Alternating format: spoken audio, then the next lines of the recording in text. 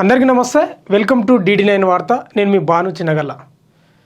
Old city gold city బాగుంది కదా పేరు వినడానికి. ముఖ్యమంత్రి రేవంత్ రెడ్డి ఈరోజు ఒక చిన్న కార్యక్రమంలో ఓల్డ్ సిటీని గోల్డ్ సిటీగా మారుస్తాడంట.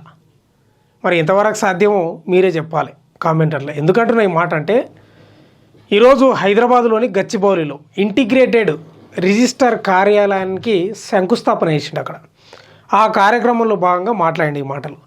బాగుంది వినడానికి మాత్రం. ఓల్డ్ సిటీని గోల్డ్ సిటీగా చేయడం అనేది వినడానికి బాగుంది, చెప్పుకోవడానికి కూడా బాగానే ఉంది, కొత్తగా ఉంది. కానీ అవుతుందా అనేది ప్రశ్నార్థకంగా మారింది. ఇంకేమంటాడంటే మూసీ నదిని సుందరీకరిస్తేనే ఓల్డ్ సిటీ మొత్తం ఏకదం గోల్డ్ సిటీ అయిపోతుంది. అక్కడ ప్రపంచ స్థాయి సంస్థలు రావచ్చు, అద్దాల మేడలు కట్టచ్చు. మొత్తమే అయితే దక్షిణ కొరియా, ఉత్తర కొరియా అటు మంత్రులు కూడా పోయొచ్చారు. మీకు గుర్తే ఉంటుంది. ఒక 7-8 నెలల క్రితం అనుకుంటా, ఐడియా లేదు. పోయి అంత చూసి వచ్చారు మొత్తం మంత్రులు పోయి. అక్కడ ఎట్లుందో దక్షిణ కొరియా, ఉత్తర కొరియాలో మూసీ నది కూడా అట్లా వేస్తామని మొత్తం అధ్యయనం చేసి వచ్చారు. అది ఇంతవరకు ఒక ఇటుక కట్టలేదు ఇప్పటి వరకు అయితే.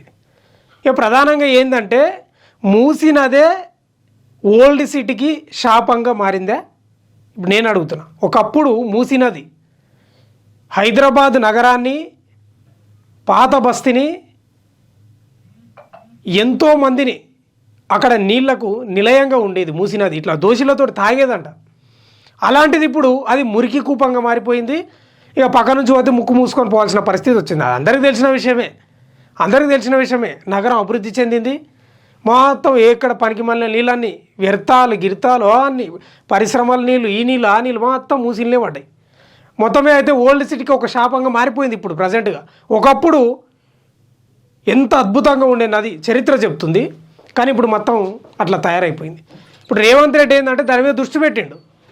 ఓల్డ్ సిటీని గోల్డ్ సిటీ చేయాలంటే ఖచ్చితంగా మూసి సుందరీకరణ చేయాల్సిందే అంటున్నాడు. మరి సాధ్యమవుతుందా? అయిపోయేమో కేంద్రానికి పోయి వినతి పత్రాలు ఇస్తున్నాడు, దరఖాస్తులు ఇస్తున్నాడు, దండం పెడుతున్నాడు. మా మూసి నది సుందరీకరణ కోసం నిధులు ఇవ్వండి అంటే రూపాయి ఇస్తలేరు వాళ్ళు. ఆ మెట్రో రైలు పాత బస్తీకి వేస్తామంటే వాళ్ళు రూపాయి ఇచ్చిన పరిస్థితి లేదు.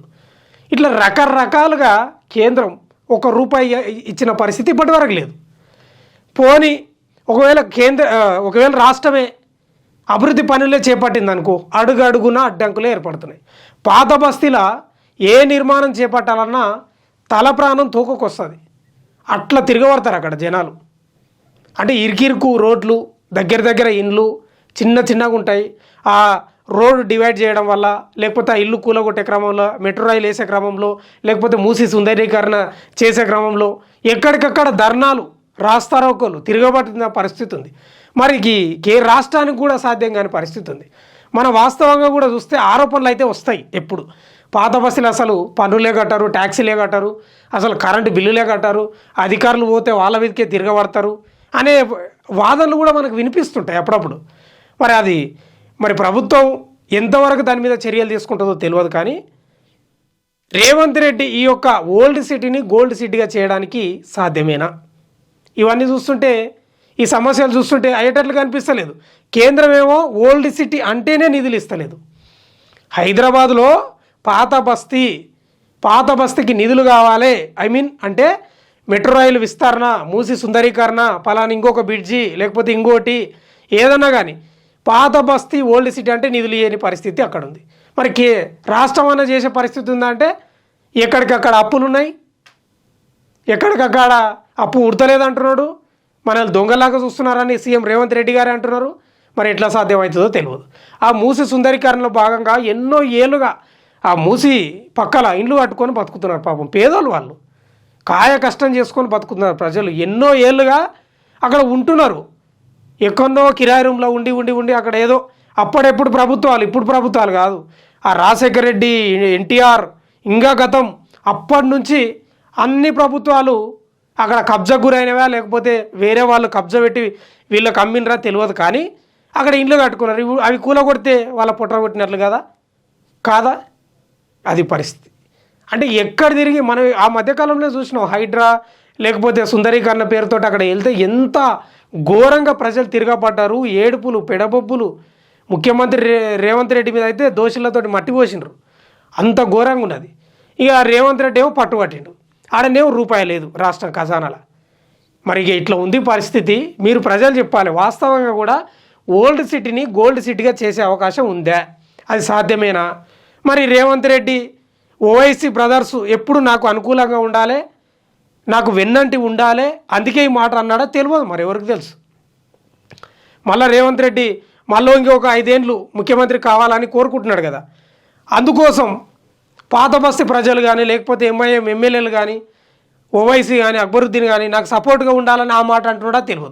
మరి నిజంగా ఓల్డ్ సిటీని గోల్డ్ సిటీగా చేయాలంటే కేవలం మూసి సుందరీకరణనే కాదు, ఓవైసీ బ్రదర్స్ వాళ్ళ కాలేజ్ ఏదైతే ఉందో ఫాతిమా కాలేజ్, మరి అది చెరువులో ఉంది కదా, సుందరీకరణలో భాగమే కదా అది కూడా.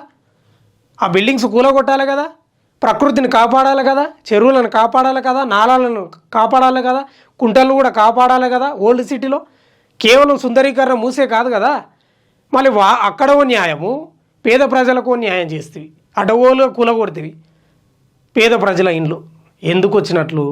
ఒక ఇల్లు కట్టుకోవాలంటే ఎంత కష్టం ఉంటుందో తెలుసా. ప్రతి మనిషి జీవితంలో ప్రతి కుటుంబానికి ఇల్లు మస్ట్ అండ్ షుడ్ బి.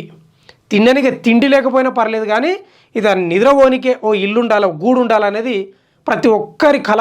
ఆ కళను నువ్వు మొత్తం కూలగొట్టేస్తాయి. ఆ పల్ల రాజేశ్వర్ రెడ్డి బిల్డింగ్స్ అట్లే ఉన్నాయి, చెరువులల్లో ఎఫ్టీఎల్ బఫర్ జోన్లో ఉన్నాయి. తర్వాత ఫాతిమా కాలేజ్ అట్లే ఉన్నాయి.